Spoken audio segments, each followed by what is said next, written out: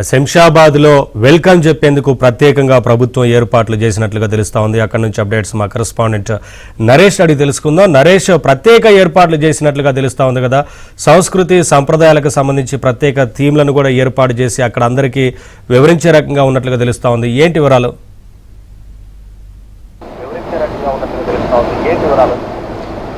మొత్తానికి Shamshabad international airport సందడిగా మారింది. నిన్నటి నుంచి కూడా ప్రపంచవ్యాప్తంగా ఉన్న వివిధ దేశాలకు సంబంధించిన ప్రతినిధులు రాక మొదలైంది. ఇప్పటికే వీళ్ళు ఈ రోజుతో అంటే రేపటి నుంచి కూడా ఇంకా ఎక్కువ మంది వచ్చే అవకాశం ఉన్నట్టు మనకున్న ఇన్ఫర్మేషన్. వాస్తవానికి ఈ నెల 10వ తేదీ నుంచి 31వ తేదీ వరకు వరల్డ్ అంటే మిస్ వరల్డ్ కాంపిటీషన్స్ హైదరాబాద్ వేదిక కాబోతుంది మొదటిసారి. సో ఈ ఈవెంట్ను తెలంగాణ గవర్నమెంట్ చాలా సీరియస్గా తీసుకుంది. అందులో భాగంగానే కొన్ని ప్రత్యేకమైన ఏర్పాట్లను కూడా శంషాబాద్ ఎయిర్పోర్ట్లో ఏర్పాటు చేసింది. వాస్తవానికి ఇప్పటికే మిస్ బ్రెజిల్తో పాటుగా మిస్ సౌత్ ఆఫ్రికా, అదేవిధంగా మిస్ కెనడాకు సంబంధించిన ప్రతినిధులు ఇప్పటికే చేరుకున్నారు.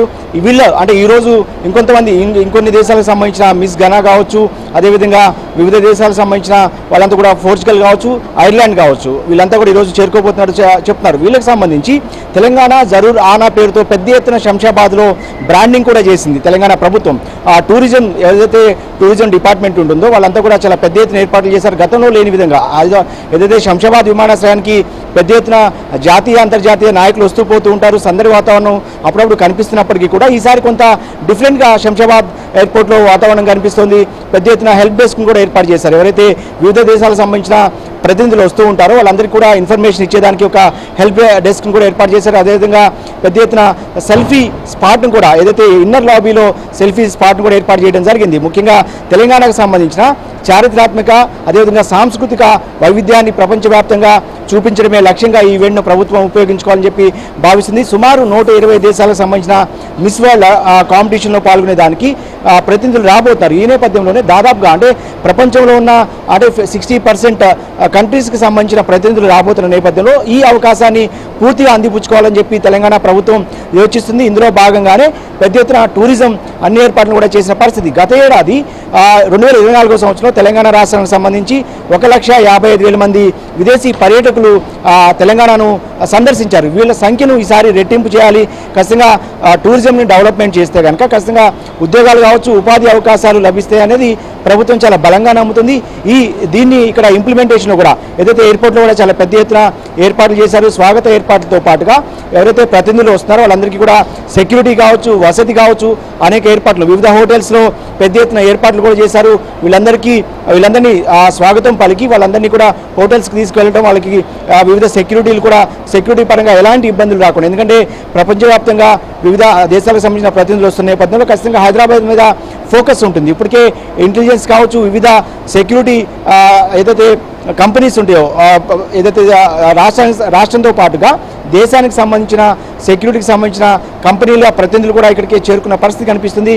ఇక ఇప్పటికే పెద్ద ఎత్తున చేరుకున్న నేపథ్యంలో ఈ నెల 7వ తేదీ నుంచి అంటే ఎల్లుండి నుంచి వీళ్ళ రాక ఇంకా ఎక్కువ అయ్యే అవకాశం కూడా కనిపిస్తుంది. సో ఏదేమైనప్పటికీ కూడా తెలంగాణ ప్రభుత్వం అయితే ఈ ఈవెంట్ను చాలా సీరియస్గా తీసుకుంది. తెలంగాణ జరూర్ ఆనా పేరుతో పెద్ద ఎత్తున హోర్డింగ్స్ కావచ్చు, ఎయిర్పోర్ట్కి వచ్చే మార్గం అంతా కూడా హైదరాబాద్ సిటీ నుంచి ఎయిర్పోర్ట్కి వచ్చే మార్గం అంతా కూడా హోర్డింగ్స్ కావచ్చు, అదేవిధంగా ఎయిర్పోర్ట్లో కావచ్చు, పిల్లర్స్ కావచ్చు, వివిధ అటు సెక్రటరీ కావచ్చు, వివిధ రకాల తెలంగాణ ప్రాంతానికి సంబంధించి చారిత్రాత్మకమైన విజువల్స్ కనిపించేలాగా పెద్ద ఎత్తున బ్రాండింగ్ చేసింది.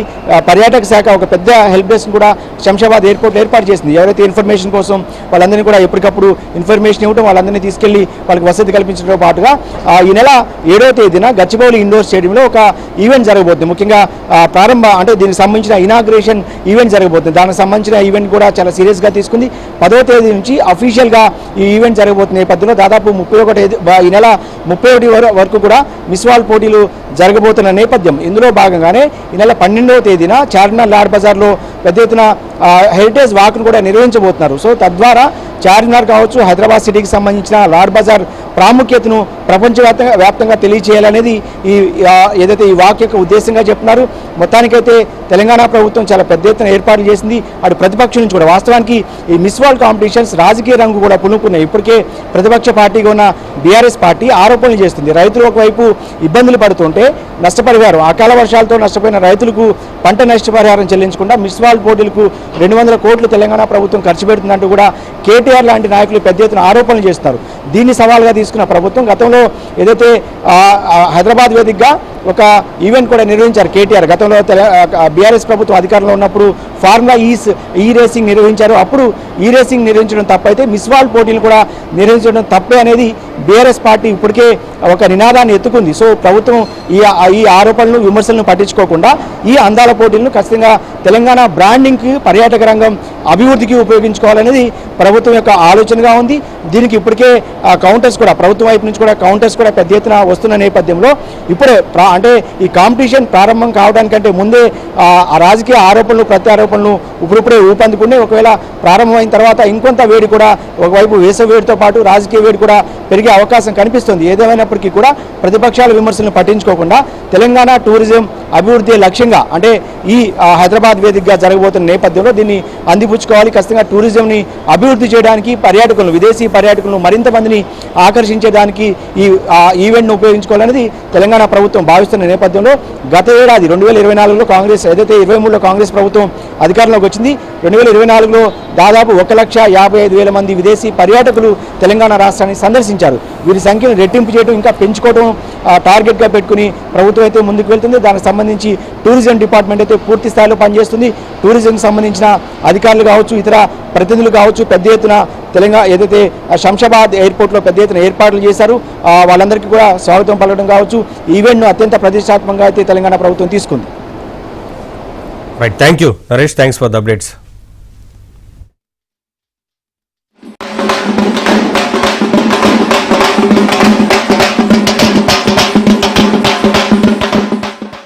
Celebration like never before, spread across stunning destination. A global stage where beauty meets purpose, culture and impact.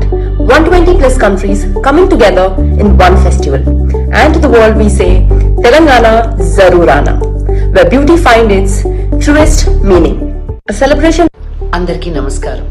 Hyderabad లో జరుగుతున్న మిస్ వరల్డ్ 2025 ఈ పోటీల్లో పాల్గొనే వారికి తెలంగాణ ప్రభుత్వానికి నా హృదయపూర్వకమైన శుభాకాంక్షలు. మన అందరం కలిసి కట్టుగా పనిచేసి ఈ ఈవెంట్ ని సూపర్ సక్సెస్ఫుల్ గా చేద్దాం. All the very best.